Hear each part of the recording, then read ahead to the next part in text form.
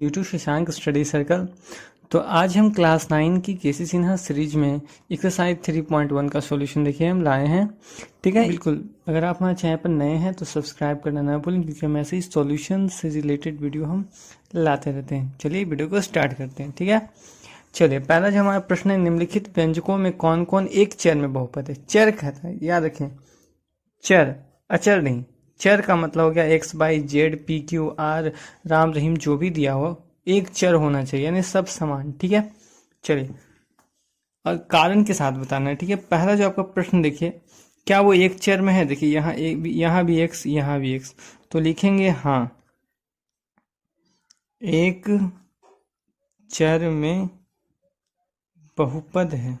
ठीक है, जिसका नहीं होगा सिर्फ आपको उसका उत्तर लिखना है, क्योंकि अगर आपको इसका ही पूछे, क्योंकि देखिए यहाँ भी एक्स है, यहाँ भी एक है, सभी जगह एक्स एक ही चर है। ठीक है, यहाँ देखिए क्या इसमें है, जी बिल्कुल है, क्योंकि यहाँ देखिए यहाँ भी चर क्या है, यानी हाँ एक चर में बहुपद है,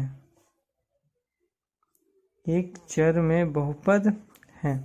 चलिए इसी के तीसरे प्रश्न को देखें, तो इसका होगा नहीं, क्योंकि ध्यान दीजिए, यदि देखिए यहाँ देखिए तो 3t⁻² 1/2 चला जाता है। ठीक है, माइनस प्लस t√2। यहाँ देखिए यह जो आपका जो पावर हो गया, यह जो है एक अऋणात्मक पूर्णांक है। ठीक है, अऋणात्मक है, क्योंकि यहाँ t एक अऋणात्मक पूर्णांक है, अऋणात्मक पूर्णांक है। और हम तो जानते हैं बहुपद तो वही होगा जिसका क्या है, जो जिसमें जो पावर होना चाहिए वो धनात्मक हो, और यानी ऋणात्मक संख्या न होनी चाहिए। ठीक है, चलिए तो ध्यान दीजिए। चलिए इसी क्वेश्चन नंबर 4 देखिए। क्वेश्चन नंबर 4 भी नहीं है, क्योंकि आप ध्यान दीजिए कि y + y पावर हमको -2 लिखना पड़ेगा, और हम कहीं नहीं जानते हैं कि बहुपद में जो संख्याएं होती है वो क्या होती है, धनात्मक में होती है, ऋणात्मक में नहीं। इसका लिखेंगे नहीं, क्योंकि y का घात -2 है। ठीक है, चलिए क्वेश्चन नंबर 5 देखते हैं। क्वेश्चन नंबर 5 देखिए, x⁻10 है, y का क्यूब, t का क्यूब 50 है। तो क्या एक चर है इसमें? नहीं, इसमें कितने चर, 1 2 3 चर है। ठीक है, नहीं, क्योंकि यहाँ 3 चर है। ठीक है, ये भी नहीं है, क्योंकि यहाँ 3 चर है। ठीक है, देखिए चर है ना, सब क्या सेम है, पहले प्रश्न के जैसा, x भी है, y भी है, z है, यानी खिचड़ी बना दिया। ठीक है, इसलिए नहीं। चलिए चलते हैं क्वेश्चन नंबर 2 पर। अब हम आते हैं क्वेश्चन नंबर 2 की ओर। कहता है क्वेश्चन नंबर 2, निम्नलिखित में से x² का गुणांक लिखिए। देखिए प्रश्न में सीधा सीधा आपको कहता है x², सिर्फ आपको मतलब किससे है, x² शो होना चाहिए। ठीक है, बाकी आपको किसी से मतलब, सिर्फ x²। देखिए इस प्रश्न में x² कहाँ है, यहाँ है। इस प्रश्न में x² यहाँ है। इस प्रश्न में x² है ही नहीं। ठीक है, इसमें नहीं है, इसमें चलिए नहीं है, इसमें देख लेते हैं। देखिए यहाँ x² के साथ क्या गुना है, कुछ नहीं, तो गुना 1 है, आंसर 1 हो गया। ठीक है, इसमें देखिए x² के साथ क्या गुना है, -7, तो -7 हो गया इसका आंसर। इसमें x² नहीं है तो मतलब 0, इसमें भी x² नहीं है मतलब 0। इसमें देख लेते हैं, a + b × a - b। ठीक है, तो a का होल स्क्वायर माइनस b का होल स्क्वायर। ठीक है, x² -1, यहाँ x² के साथ है, x² के साथ क्या गुना, 1, तो 1 आंसर। ठीक है, तो इस प्रकार आपका क्वेश्चन नंबर 2 हो गया। ठीक है, चलिए क्वेश्चन नंबर 3 की ओर चलते हैं। चलिए प्रश्न संख्या 3 देखिए, कहता है निम्नलिखित बहुपदों में से प्रत्येक का घात लिखिए। जहां पर भी आपको घात लिखने आएगा मतलब वो सबसे बड़ी घात की बात करें। देखिए इसमें सबसे बड़ा पावर क्या है आपका, 4। कितना है, 4, मतलब इसका आंसर 4 आंसर। ठीक है, इसमें देखिए सबसे बड़ा पावर 2 है। ठीक है, तो 2 आंसर। ठीक है, यहाँ सबसे बड़ा पावर 3 है, तो 3 आंसर। देखिए TQ है ना, इसमें सबसे बड़ा पावर देखिए कुछ नहीं, तो x पर पावर हम 0 लिख सकते हैं, क्योंकि x पर पावर 0 मतलब वैल्यू 1। यहाँ पर कुछ नहीं, तो x पर पावर कितना, देखिए सबसे बड़ा पावर 0 7। ठीक है, तो 7 आंसर। यहाँ देखिए सबसे बड़ा पावर 7 है, तो 7 आंसर। ठीक है, इस प्रकार आपके तीसरे प्रश्न का उत्तर हो गया है। ठीक है, यानी आपको जहां भी घात की बात करेगा वहां सबसे जो बड़ा घात होगा बस उसी को लिखेंगे। ठीक है, चलिए क्वेश्चन नंबर 4 देखते हैं। चलिए क्वेश्चन नंबर 4 कहता है कि 25 घात के द्विपद, याद रखिए, यानी एक द्विपद लेना है जिसका घात कितना हो, 25 हो, और एक 200 घात के एक पदी, यानी एक पद होना चाहिए। देखिए तो पद बताए थे, मान लो एक ऐसा वैल्यू है। ठीक है, कितना पद हो गया, एक पद, दो पद। दो पद वाले में घात कितना होना चाहिए, 25। तो चलिए 1/25 लगाते हैं। और कहता है 200 घात के एक पद, यानी एक पद, तो एक से लिख देते हैं, 100 कितना है, 200।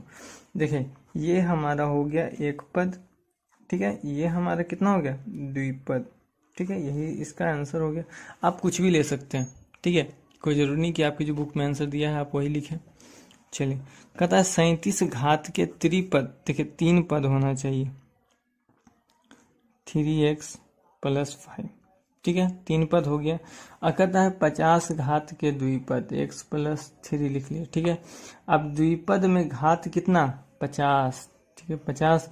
त्रिपद में घात 37 है कि 1 2 3 पद है। चलिए एक जो पावर छोड़े थे वहां पर हम 37 लिख देते हैं। ठीक है, यही आपकी आंसर हो गई। ठीक है, 1 2 ये है ना आपका त्रिपद है, क्योंकि देखिए 1 पद 2 पद 3 पद, ये द्विपद है आपका, क्योंकि इसमें पद की संख्या कितनी है। ठीक है, चलिए क्वेश्चन नंबर इसी का 3 देखिए, कहता है 20 घात के द्विपद, द्विपद लिख लेते हैं भाई। देखिए 2 पद हो गया। और 10 घात के एक पद, चलिए एक पद हो गया। कोई जरूरी नहीं कि आप एक्स लिख सकते हैं, y z a b c d कुछ भी लिख सकते हैं। ठीक है, चलिए ये था आपके क्वेश्चन नंबर 4। क्वेश्चन नंबर 5 देखते हैं। देखिए क्वेश्चन नंबर 5 कहता है कि बताइए कि निम्नलिखित बहुपद में कौन कौन एक पदी है, कौन कौन द्विपदी और कौन कौन त्रिपदी है। कारण भी आपको बताना है। चलिए ठीक है, देखिए इस प्रश्न में कितने पद दिख रहे हैं, एक पद, दो पद। ठीक है, तो कितना हो गया, द्विपद। इसका कारण क्या, क्योंकि इसमें x² कॉमा x 2 पद है। ठीक है, क्योंकि पद कितने हैं, 2 हैं। यहां देखते हैं ये क्या है, एक पद है। क्या है, एक पद है, क्योंकि इसमें एक ही पद है, इसमें एक ही पद है। ठीक है, अब देखिए ये भी आपका द्विपद है।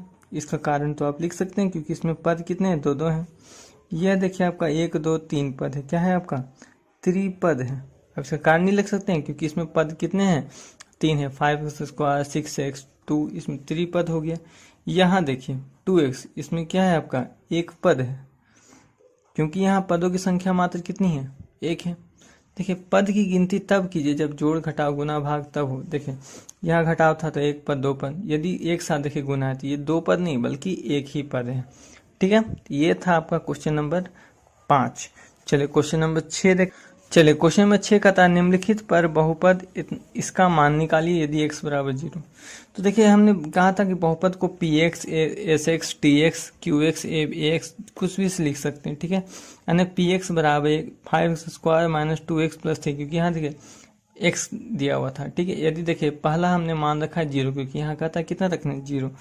तो सारे x के जगह पर मान कितना रखना है आपको, 0 रख के देखना है। ठीक है, 5 × 0 का स्क्वायर 0 - 2 × 0 0 + 3, वैल्यू कितनी आई, 3 आई। इसी प्रकार देखिए 1 रखते हैं। ठीक है, आपको सारे वैल्यू को पुट करना, 5 × 1 का स्क्वायर 5 - 2 + 3, 5 3 8, 8 में से 2 गया, कितना आपकी वैल्यू 6 आएगी। ठीक है, इसी प्रकार -3 रखें, 5 × -3 का स्क्वायर -2 × -3 + 3। अब देखिए 5 × -3 का होल स्क्वायर 9 होता है। ठीक है, माइनस इंटू माइनस +6 + 3, देखिए 45। ठीक है, पनमा 45 + 9 कितना, 54। ठीक है, ये था आपका क्वेश्चन नंबर 6। यदि आपको हमारा वीडियो पसंद आया तो लाइक करें, शेयर करें, सब्सक्राइब करें। ठीक है, और अपने दोस्तों के साथ ज़रूर शेयर करें, क्योंकि शेयर इज़ द पावर।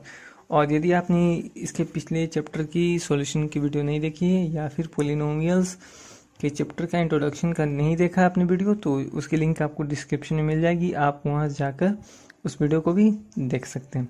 ठीक है, तो और हमारे देखिए जो भी वीडियो बनाता हूँ, यदि उसकी फुटेज चाहिए यानी आपको उसकी PDF चाहिए, तो आप हमारे नीचे दिए गए क्लास 9 के टेलीग्राम लिंक को ज्वाइन कर सकते हैं। ठीक है, वो आपके लिए काफ़ी ज़्यादा बेनिफिशियल